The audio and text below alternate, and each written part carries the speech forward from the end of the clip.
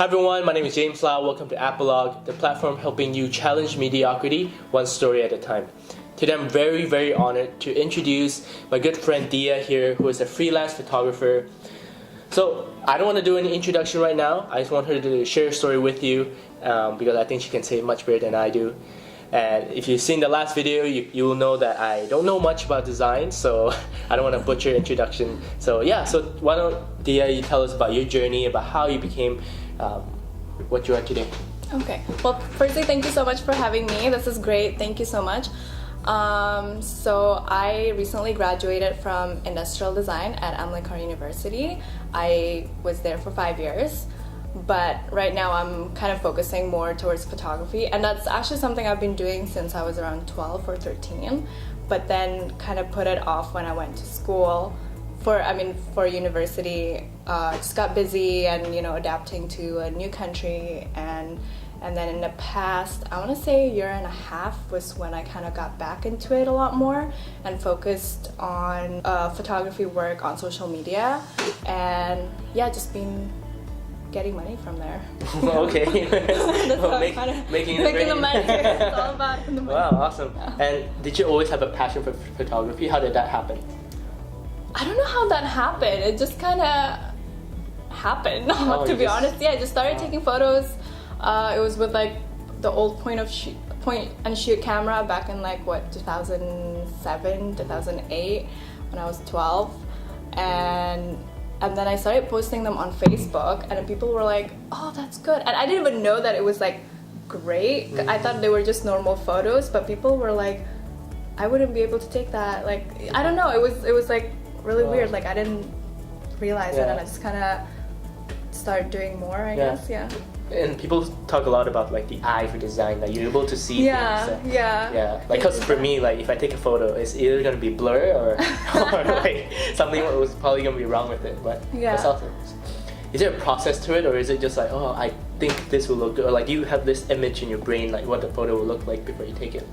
I think you kind of just grow. Like 10 years ago, I would just take out my camera and take photos of everything what I think would be nice, and it was super random. Sometimes I take photos of people, sometimes I take photos of landscape, and there was no focus. Like, I didn't really have a style. But then as I grew up, and then I guess going to art school also helped develop my way of thinking and my thought process. I do plan my shoots a lot more now, especially now that I want to focus more in like fashion photography. So it's more of a stage shoot than just like going out and taking photos. But in terms of thought process, something I've definitely like asked my fellow like creative friends too. I think it depends on the individual. Yeah, like I said, definitely comes with time, and as you grow like more with your style, you understand more of your thought process. I think it just differs for everyone. Awesome. Yeah. And who would you say has the biggest influence in your life in terms of photography and photography? I would say my grandpa. He is a retired journalist actually. He did more of like journalism-based photography, but I think now that I think about it, is how I kind of got it, because I just like to go through his photos, and sometimes I go with him when he's covering for news and all. Awesome. Yeah. Oh, my mom did journalism as well. Oh, cool. I'm doing nothing. Nothing similar. Yeah. There's so many creators out there. Whether you're a photographer or a videographer, right? How do you? Because it's your passion, obviously. How do you start getting paid to do what you love? I think it's a lot just about being consistent and being grounded in and like knowing your values. Like, people used to think I would take photos for them for free, and just use that. And I don't know. I mean, I love to collaborate with people. I would love to do things for free, but sometimes you have to say no. So again, back to being consistent, knowing your values is very important, and once you build that strong foundation about yourself, people will just see that credibility and they will trust you and want to pay you. So just being consistent and like just showing your work, like showing what you're worth, right? Yeah. Cool, perfect. And what would you say is the best advice you've ever received? Building back to that, like knowing your value, because I used to be shy in pricing myself and just like shy and being straightforward. You know, when someone asks to collaborate, when they say collaborate means like free work, which is fine, by the way. I'm pretty open to that to a certain extent. Yeah, I think just being straightforward, like, hey, I'm charging at the moment, or I'm only taking paid bookings at the moment, and or just straight up say what's your budget, you know, like just cut the small talks and all. Yeah. Okay. So sometimes you have to be sort of straightforward, because I know like talking about price and stuff like that. Yeah, it can be a little sensitive and it's kind of awkward to talk about too, especially if someone that you kind of know. If it's your friend, like they kind of assume that it's gonna be free. Yeah. But then again, like if it's your friend, you should like all the more reason for you to like pay them to support them in what they're doing. But what are the biggest challenges that you dealt with as a photographer? The biggest challenge would be, like I said, like determining my values, and you know, we talk about being shy and pricing and whatnot. So that's one of it. But there's also, you mentioned about the style. Everyone has a different style. Again, just being confident. If you think all engagement photography looks like one style and your style doesn't meet that, honestly, that's fine. If people come to you, that's because they like it, right? At the end of the day, like there will be people who like your style. So don't try to fit in with like everybody else. Like, try to like dare to be different, right? Yeah. Awesome. I don't know if we mentioned, but Dhia is actually international as well. She is from Indonesia.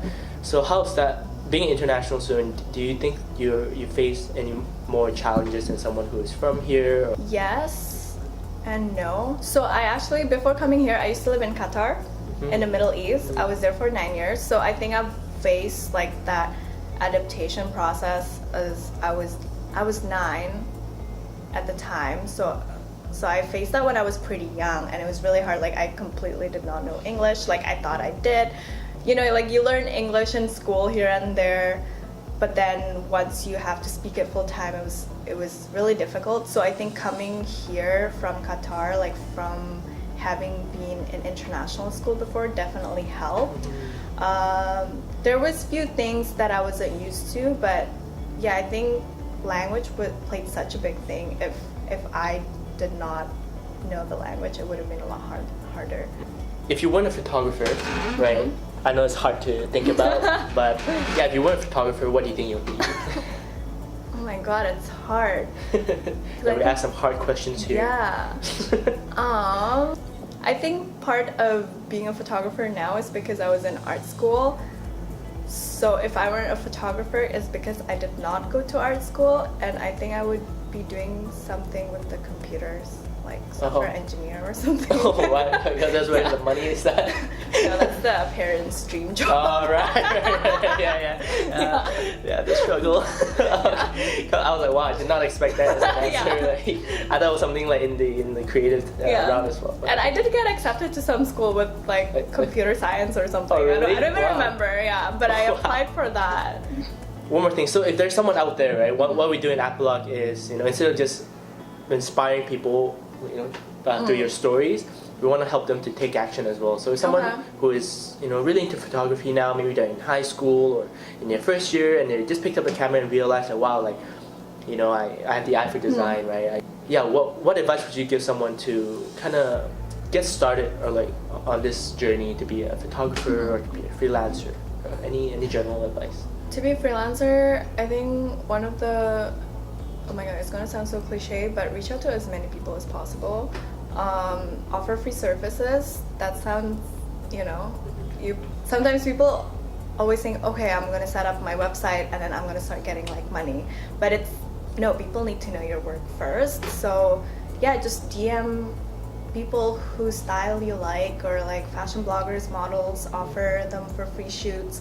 I recently have been working with makeup artists as well, so it's not just the models posting my photos, but also makeup artists reposting my photos.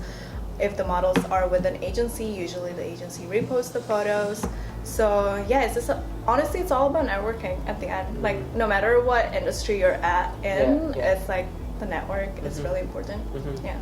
And there's such a, I'm not even surprised that you give that answer because there's such a common theme. Like I've spoken to a DJ, I've spoken to people who start businesses, and it's all about the network. At the end of the day, you can't do things by yourself. Like you do for sure. One thing one of my friends said that really stuck with me is, if you want to go fast, you go alone, but if you want to go far, you go with people. You know, photography, you know, there's so many different cameras, right? It's a pretty expensive hobby. A hobby or career, whatever it is. Especially someone who's just passionate about it and want to do it as a career. I want to do it as a hobby. And there are people who get started and they're like, yeah, I want the best things. Right? I want the best camera, but they don't know how to use it. Yeah, I don't know, what's that process for you?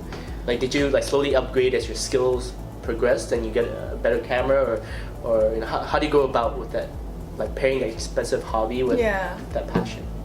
Yeah, that's a good question actually. I started with a point and shoot, like a super, I don't know, an old Olympus pocket camera. Oh, I had it on. It's so tiny. Yeah, it's like the like square one. Yeah, I think my dad still has it. It was, I looked at it, I was like, what? It's so weird. Like now I'm holding like a big gear. I think it's just kind of progress and know your needs. I think that's important. When I moved from like a point and shoot camera to a DSLR, like I knew my needs. Like I knew, okay, I want to start doing portraits, so what kind of lens I need. I mean, it's okay to want the best if you can afford it, I guess. Just want to open the floor right now to you know, anything you want to say, any last words for our viewers. Yeah. Ooh, last words. Yeah. So one more thing for Apologue is, you know, we want to help people better identify their career goals, but on top of that, help people to dream bigger too, right? Challenge mediocrity. No one asks you to be a freelance photographer. No one asks you to, like, you have a full-time job, right? You don't need to do this side hustle if you didn't want to. You work 9 to 5, Monday to Friday. You can just like, you know, after sleep. Just sleep, right? Exactly. So, but you choose to do all these side hustles. You choose to host events and stuff, right? So, I think that's super inspirational, and that's what we want to inspire people to do as well, to do more with your lives, right? So just kind of tell us like your mindset, why you choose to do what you do. So why I chose to do all these things is, I think just generally, as I mentioned, I love to network with people. I love to meet different kinds of people. I think it's always interesting to hear people's stories. So that's like one way for me to network, other, you know, with the event, and even just reaching out to one person on Instagram sometimes makes such a huge impact. Like I have friends who I met through Instagram like over a year ago, and I'm like really good friends with them. And who would have thought, right? And I have friends who I went to school with, and I'm not in touch with them, kind of thing. So I think it's just broadening my network is very important to me. And also I think I always ask myself like how I can influence others. I don't know, I personally like to share my story as well.